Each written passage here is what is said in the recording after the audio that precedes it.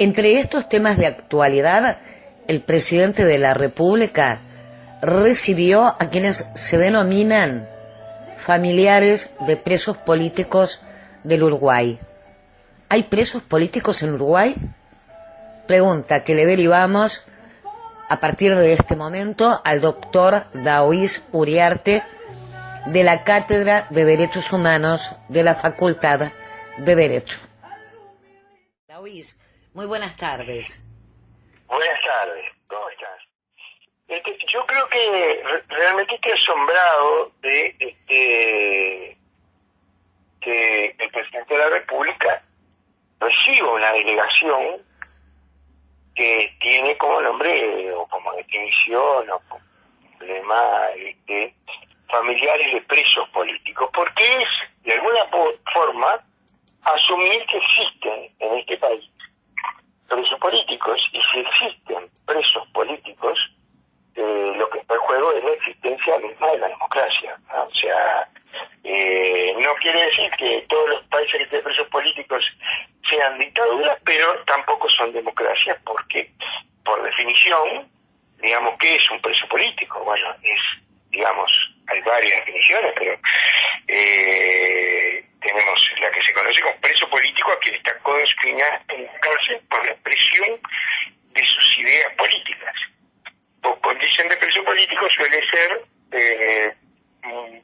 prisioneros activistas, digamos, que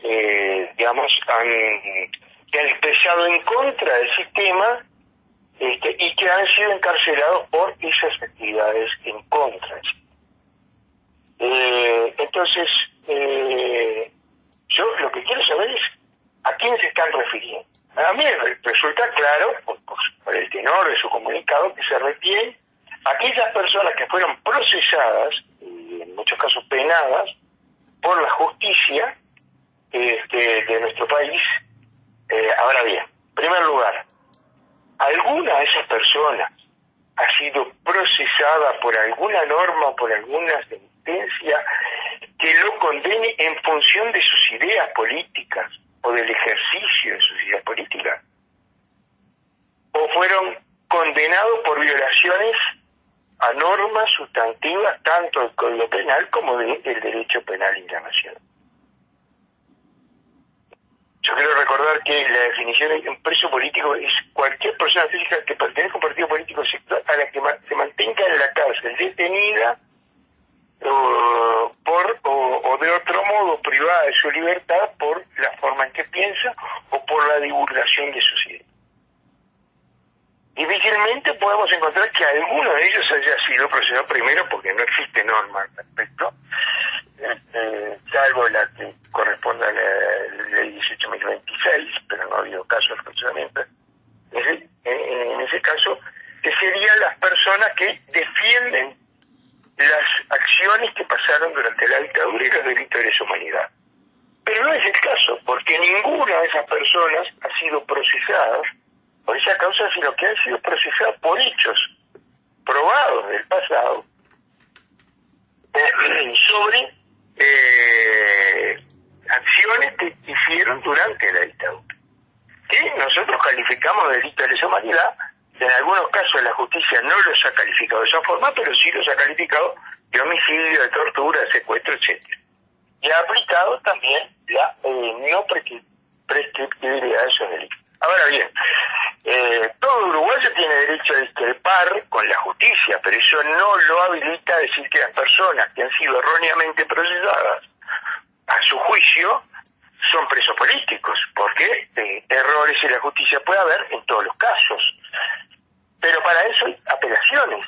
Y cuando se acaban las apelaciones dentro del ámbito nacional, se puede ir a los organismos internacionales a denunciar la existencia de los presos políticos, como se hizo durante la dictadura acá en todos los organismos internacionales, y como todavía el Uruguay sigue siendo condenado por hechos ocurridos durante la dictadura por parte de la Corte Interamericana de Derechos Humanos. Entonces, si estas personas consideran que las pruebas no han sido suficientes, que el juicio no ha sido imparcial, más allá de que están obviamente desconociendo la imparcialidad de la justicia, la separación de poderes y la realidad institucional del país, pueden ir a cuestionarlo a la Comisión Interamericana de Derechos Humanos, a la Corte Interamericana de Derechos Humanos, e inclusive a los organismos de la ONU, a los organismos internacionales, como el Consejo de Derechos Humanos, para hacer ese plan, ¿verdad? Inclusive podrían pensar en ir ante el Tribunal Penal Internacional y no venir a plantearlo en esta forma, porque es realmente asombroso que se diga que acá hay presos políticos cuando en realidad estamos ubicados dentro de los 10 países o 15 países con el mayor nivel de democracia del mundo.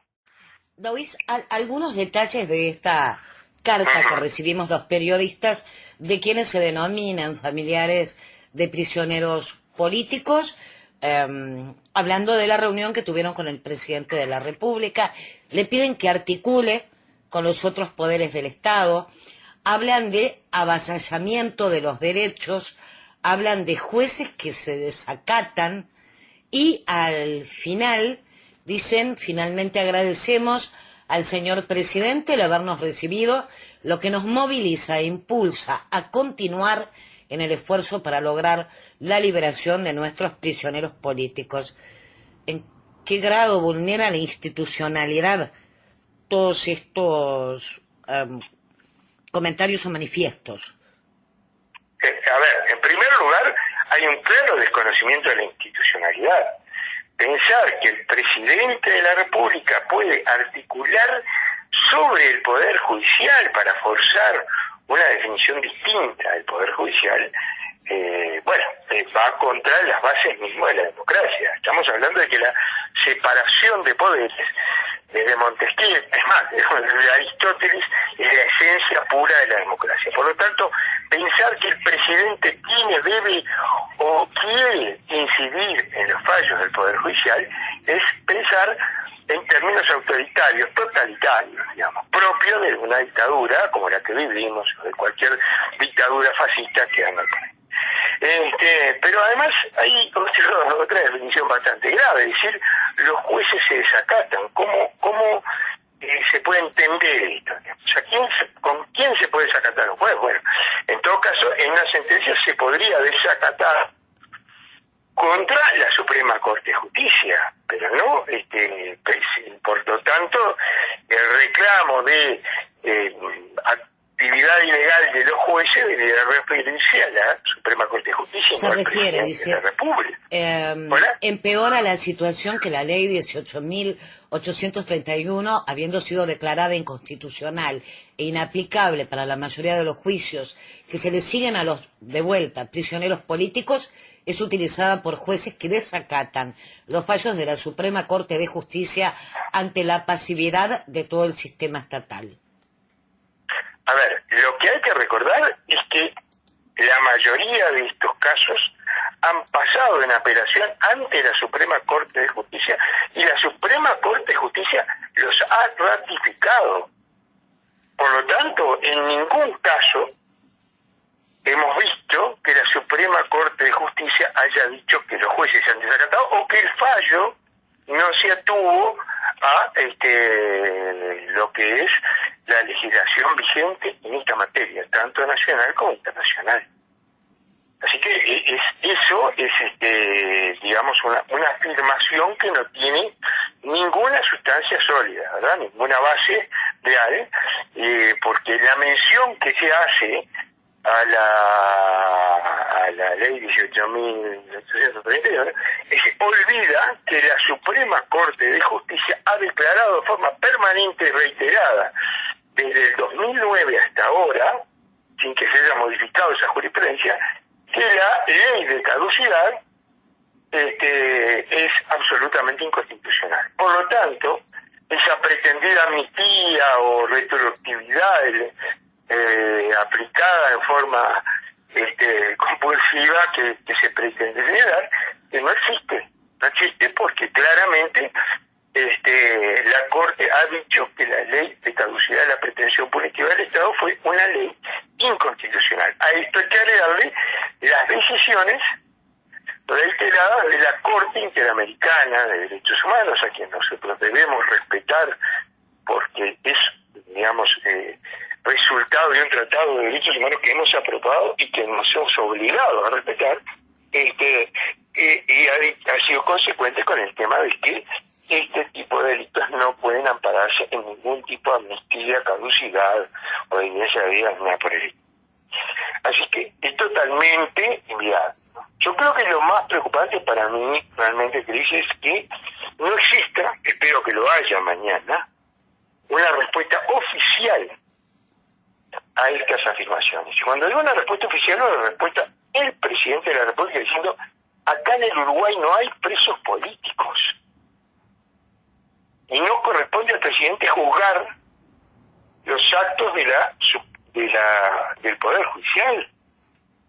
Y yo espero que también la misma decisión se tome por parte del Poder Legislativo.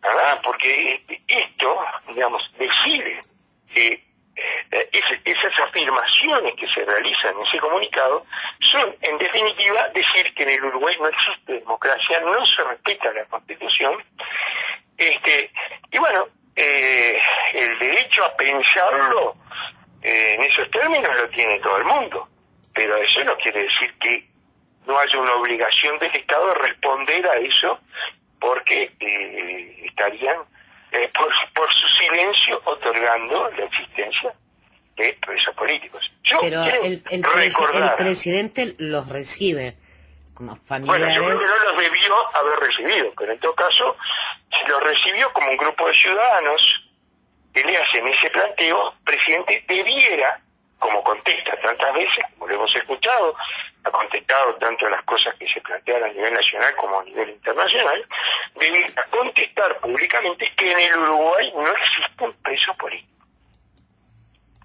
Porque de lo contrario está asumiendo que él, como presidente de la República, está aceptando que vivimos en un Estado que no se respetan los derechos humanos y que existen prisioneros políticos. Yo he escuchado muchas veces al presidente, y el Uruguay ha tenido una postura diplomática reclamando por los presos políticos en Venezuela, en Cuba, en Nicaragua, donde ha habido discusiones al respecto, pero el Uruguay ha sido muy firme en la postura de reclamarlo. Entonces, cuando alguien viene y dice que en el Uruguay hay prisioneros políticos, bueno, tiene que ser ese. El presidente debía ser el primero en salir a decir: esto es un insulto a la democracia uruguaya. Bueno, veremos qué dice el presidente y las autoridades, también en este caso parlamentarias y de la Suprema Corte, el Poder Judicial. De la Suprema Corte de Justicia, claro. Que además tendrán que resolver. Decirle a la Suprema Corte de Justicia que los jueces se desacatan y no hacen nada es negar la ratificación de los fallos que ha hecho, que es inoperante, que es ¿verdad? O sea, parece es un nivel tan absurdo que no, pero justamente por eso, a pesar de que es imprescindible, a mi criterio, que institucionalmente sea una respuesta a esto. Porque también es cierto que a nivel internacional, si esto no es respondido, la imagen del Uruguay se deteriora, ¿no? Obviamente, y además el presidente, el Poder Ejecutivo, el Poder Legislativo, la Suprema Corte de Justicia, también deberán dar respuesta rápida sobre la segunda condena que se le hace a Uruguay por parte de la Comisión Interamericana de Derechos Humanos. Justamente por las cosas que ocurrieron y de los cuales fueron responsables gran parte de los que hoy están procesados y condenados por la justicia. Y voy a aclarar por las dudas, por si a alguien le queda, si alguien está escuchando y dice, bueno, no. A ver, ha habido tribunales penales que han dicho acá no hubo delitos de lesa humanidad. Eso es una discusión jurídica existente. Pero esos mismos tribunales han dicho, lo cual no quiere decir que no haya habido torturas y homicidios. Y a las personas, es decir, muchos de esos tribunales, inclusive no han aceptado procesar por delito de lesa humanidad, pero sí han aceptado los procesamientos por homicidio, torturas y secuestros, sobre la base de que además la prescripción no operó porque el tiempo en el cual de la dictadura obviamente no se podía recurrir a la justicia, y después al existir la ley de caducidad también se le impidió a las personas que reclamaban justicia. Por lo tanto, en ese sentido la jurisprudencia ha sido bastante constante, tanto cuando ha reconocido la existencia de delito de lesa humanidad como cuando no. En todos los casos lo que sí ha reconocido es la existencia de los hechos graves que ocurrieron durante la dictadura, por los cuales hoy se encuentran procesados estas personas cuyos familiares quieren hacerlos entrar en la definición de presos políticos, cosa que de ninguna forma lo son. David, te agradezco muchísimo que, viste que yo siempre te digo lo mismo a vos, ¿no? Ya estás resultando mi Biblia. Por favor, que pero cada vez más seguido tenemos que estar recurriendo al consejo legal, a la academia, en virtud de las distorsiones que se pueden dar en un montón de temas. Brutalmente, ¿no? Bueno, Cris, como siempre, a la orden es un placer hablar contigo. Bueno, muy claro. David Uriarte en su análisis de lo que significa para la institucionalidad, para la democracia plena de nuestro país, bueno, este grupo denominado familiares de presos políticos en Uruguay, cuando en realidad son familiares de presos procesados por violaciones a los derechos humanos.